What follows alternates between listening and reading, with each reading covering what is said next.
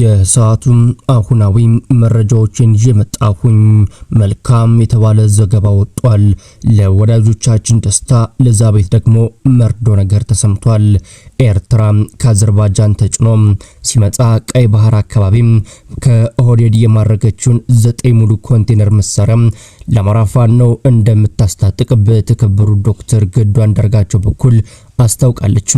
የተከበሩ ዶክተር ገዱ አንዳርጋቸው በቅርቡ ወደ አስመራ እንደሚሄዱ ከአንድ የቴሌቪዥን ጣቢያ ጋር ንግግር አድርገዋል። ታዲያ ይህንን ተከትለው በብልጽግና ቤትም ከባድ የተባለ መንፈራገጥና ሀዘን እንደገባ ምንጮቻችን እየገለጹ ነው። በተመሳሳይ መረጃም 5ኛ ክፍለ ጦር የድል ውሎ የአማራ ፋኖ በጎጃም የራስ ቢትወደድ መንገሻ ቲካም 5ኛ ክፍለ ጦር ውስጥ የሚገኙት ብርጌዶች ጠላትን እያስጨነቁት እንደሚገኙ ምንጮች ሲገልጹ፣ በተመሳሳይም ደግሞ ከአዴት ተነስቶ ወደ ቋሪት የገሰገሰው የጁላ ሰራዊት ብራዳማን አልፏል የሚል መረጃ ደርሶናል። ምናልባትም ተራራውን ለመያዝም ይሆናል። በአሁኑ ሰዓትም በቀንም በሌሊት ጭምር ሲገሰግስ እንደነበረ ምንጮች ይጠቁማሉ።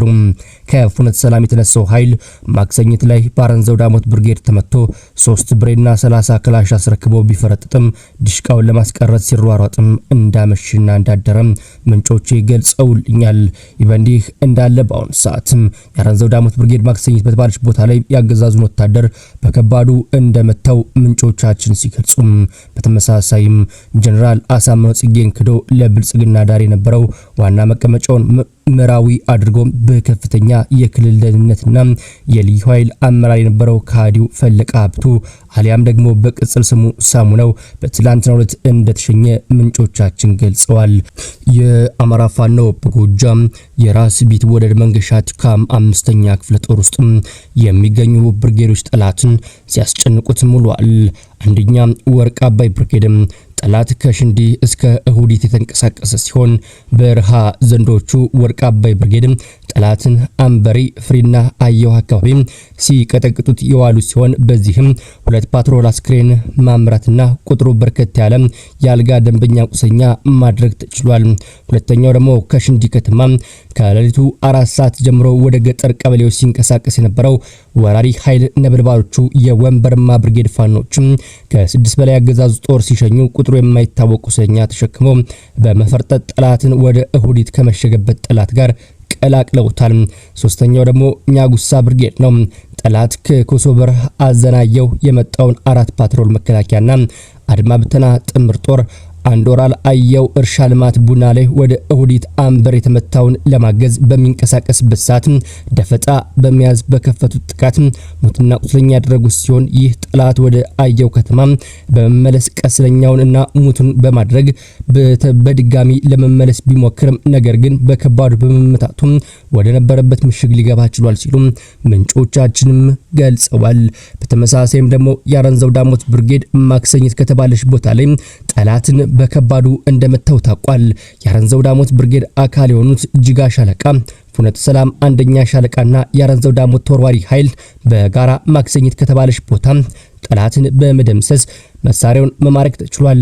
በዚህ መሰረትም 2 ብሬን ከ35 በላይ ክላሽ እንዲሁም 3 ምርኮኛ ሲሆን ለጊዜው በቁጥር ያልታወቀ ጠላት መገደሉን የብርጌዱ ሚዲያና ኮሙኒኬሽን ክፍል ኃላፊ ሰለሞን ጸጋይ ተናግሯል።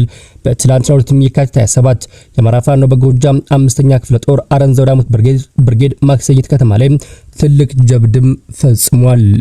ይሁንና 2 ብሬን ሲማረክ የተማረከው የነፍስ ወከፍ ክላሽ መሳሪያ ገና ተሰብስቦ አልተቆጠረም። እጅግ በጣም ብዛት ያለው መሳሪያ ተማርኳል። ብዙ ኃይልም ተደምስሷል። ገና ስክሪን አልተነሳም። የተረፈው ያገዛዙ ጦርም ቁስለኛና ስክሪን ሳይነሳ ወደ ፍኖተ ሰላም ከተማ እንደፈረጠጠ ነው ምንጮቻችንም የገለጹልን።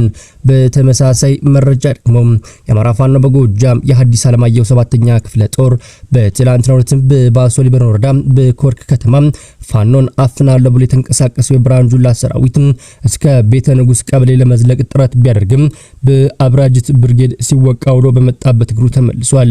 ይህ ወራሪ ኃይል በአጠቃላይ 7 ሙትና 4 ቁስለኛ ይዞ የተመለሰ ሲሆን 12 የግለሰብና የፋኖ ቤተሰቦችን ሰብሮ ዘርፎም ወጥቷል። የ9 ዓመት ህፃን በሞርተር አቁስሎ ሕክምና እንዳታገኝም ከልክሏል። በውሸት እድሜውን ለማራዘም የሚሻው የብርሃኑ ጁላ ጦር ፋኖን አጠፋልቻለሁ እያለ በራሱ ሚዲያዎች በኩል የተለመደ የሐሰት ትርክቱን እየነዛ ይገኛል። ይሁን እንጂ ፋኖን እደመስሳልቻለሁ ባለበት ከተማ ለመዋል ቀርቶ ለማደር ቀርቶ ለሰዓታት እንኳን መቆየት እንዳልቻለ ደግሞ ውሸቱ አጉልቶ ሳይታይበት ሲል በአሁኑ ሰዓትም ያለውን ኃይሉ ለቃቅሞ ጭምር ከተለያዩ የገጠር ቀበሌዎች እየወጣ እንደሚገኝ ታውቋል። ከሰሞኑ ፋኖ እጅግ ከበድ ያለ ኦፕሬሽን መጀመሩን ተከትሎ በርካታ ከተሞችን እየተቆጣጠረ ይገኛል። ይህ ደግሞ ለአገዛዙ ከባድ የተባለ ውጥረት ውስጥ እንደከተተው ነው ምንጮቻችንም እየተናገሩ የሚገኙት። ያኛው ዘገባችን በአሁኑ ሰዓት ደግሞ ኤርትራ ከአዘርባይጃን ተጭኖ ሲመጣ ቀይ ባህር አካባቢ ከኦህዴድ የማረከችውን 9 ሙሉ ኮንቴነር መሳሪያ ለአማራ ፋኖ እንደምታስታጥቅ በተከበሩ ዶክተር ገዱ አንዳርጋቸው በኩል አስታውቃለች። የተከበሩ ዶክተር ገዱ አንዳርጋቸው በቅርቡ ወደ አስመራ እንደሚሄዱ ከአንድ የቴሌቪዥን ጣቢያ ጋር ንግግር አድርገዋል። ይህን የሰሙ የብልጽግና አፈቀላጤዎች ገና ካሁኑ ስለ ገዱ መጥፎ ነገር መናገር ጀምሩ። ገዱ ድሮም ቢሆን ስራ አመራር ላይ እንደነበረ ደካማ አሰራር ነበረው እያሉ እሱን መተቸት ጀመሩ። በእርግጥ አንድ ወቅት ላይ አብይ አህመድ ወደ ስልጣን ከመምጣቱ በፊትና ከመጣ በኋላ ከፍተኛ ሞራል ሲያዘንብላቸው የነበሩት እነዚህ የኦህዴድ አክቲቪስቶች አሁን ደግሞ እሳቸው ወደ ኤርትራ እሄዳለሁ ማለታቸውን ተከትሎ ከባድ የተባለ ወቀሳ በራሳቸው ልሳናት በኩል መናገር ጀምሯል። የሆነው ሆኖ ኤርትራ ከሰሞኑ ማለትም ከአንድ ወር በፊት በቁጥጥር ስር አስገብቻቸዋለሁ ያለችውን የኢትዮጵያ የጦር መሳሪያ አሁን ለፋኖ አስታጥቃለሁ ማለቷን ተከትሎ ከባድ የተባለ ውጥረት በቀጠናው እንደነገሰ ምንጮች ታውቋል። ፋኖ በእርግጥ ይህን መሳሪያ ካገኘ እጅግ በርካታ ቦታዎች ነጻ ያወጣል። ከዛም አልፎ ትላልቅ የሚባሉ ከተሞችና አማራ ክልልን ለመቆጣጠር እንደሚያስችለው ይገመታል። ታዲያ በአሁኑ ሰዓትም በብልጽግና ቤት ከፍተኛ የተባለ ለቅሶ እንደገባ ነው የታወቀው። ያኛው ዘገባችን ጀነራል አሳምነው ጽጌ ክደው ለብልጽግና ዳሪ የነበረው ዋና መቀመጫውን ምዕራዊ አድርገው በከፍተኛ የክልል ደህንነትና የልዩ ኃይል አመራር የነበረው ከሃዲው ፈለቀ ሀብቱ አሊያም ደግሞ በቅጽል ስሙ ሳሙናው ለስራ በወጣበት በተናበበ የመረጃ ትስስር በጀግኖቹ የጀነራል ውባንታ ባተ ተወርዋሪ ልጆች ጥይት ማምለጥ አልቻለም ተብሏል። ጎንደርና ጎጃም በተናበበ መልኩ እንዲሸኝም አድርገውታል። ጀነራል አሳምነው ጽጌን ክዶ ለሽመልስ አብዲሳ የሚላላክ ባንዳ ከዚህ ከንቱ ቢማር ጥሩ ነበር።